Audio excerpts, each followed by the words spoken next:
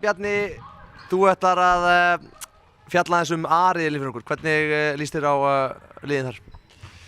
Ég líst bara hrikalega vel á þennan riðil. Eitt af mínum uppáhaldsliðum að spila í A-riðli og það er Slóvenía. Við sáum það núna seinast á móti Íslendingum, það er leiknum sem lauk með jafntefli í mótinu í Danmörku. Og mér var svolítið komískt að fjölmiðlar og svona aðrir voru eitthvað að segja þarna að þið dreigju væntingum í Íslandi að þið gerðu jafntefli í Slóveníu.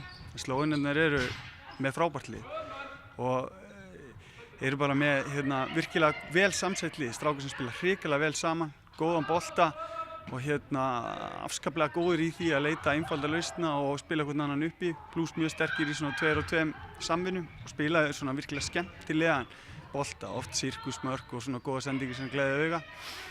Þannig að og þeir komust í undanúrslit á seinasta móti, minni mig, á Spáni.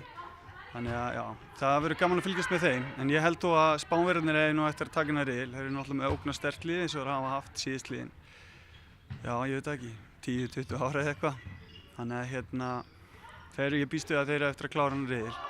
Svo náttúrulega svona spútninglið mótsins, Katar, hlýtur að vera eitthvað sem allir vilja fylgjast með. Það hefur náttúrulega verið mikil umræða í kringu það, þeir hafa verið að setja slatta peningum í þetta, bæði til að fá flott mót og svo líka til að kannski hvetja handboltana aðeins meira uppi á sér og þeir hafa verslað fullt af nýjum þjóðernismönnum.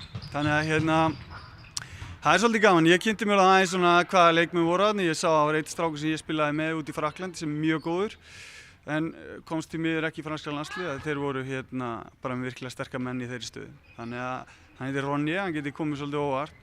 Svo eru þeir með frábært markvarðarpar. Saric og Stojanovic, ef ég man það rétt, þeir eru náttúrulega heimsklassa markmenn báðir hverjir. Og svo eru þeir náttúrulega með þjálfarana Rivera sem var að þjálfa spænska landsliðið, eru heimsmeistarar. Og góð uppskrift að góðu liði er náttúrulega vörn og markvarsla, þannig að ef hann er að loka vörninni vel og færa þessa markvarslu þá geta þeir alveg komið óvart, en ég spáði þeim kannski svona 3. sæti í riðlinum. Ég finnst þessi vesen á þessu. Já, það er sammála því þeir eru búin að spila nokkra æfingaleiki og hafa gert góða hluti Katarmenn. Já, einmitt, þeir unnu Rússa daginn og Rússarnir náttúrulega með kannski svona ágætislið, þó að ég held að leikmaður hornamaðurinn Sköllótti létti þarna sem flýgur alltaf. Hann er nú ekki með þeim, en þeir eru með flott lið, þannig að það er sterkt að maður unni það. Svo reynda þekki ég ekki, mér sýndist mikið af júgóslavískum nöfnum þarna. Kannski ekki þekktustu nöfnir í heiminum, en þetta eru líklega allt bara flinki leikmenn, þannig að spennandi að sjá þá.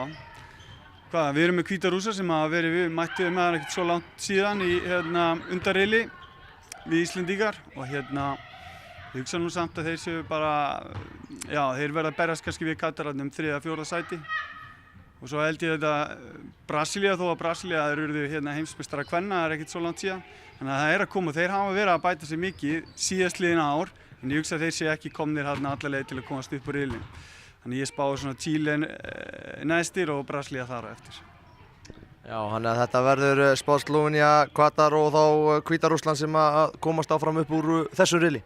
Já, svona ef allt er eðlilegt allavega. En ég er svolítið spenntur, ég geti trúið að Slóvenjarnir geti bæði strítt Spánverjunum og svo er svona svolítið skemmtilegt að sjá kannski Katar-Slóvenía því að já, eins og segi, Katar með frábæra þjálfara og eru með nokkra góða leikmenn, þannig að og stemminguna og alltaf með sér, þannig að það svona gæti verið svolítið flottur leikur.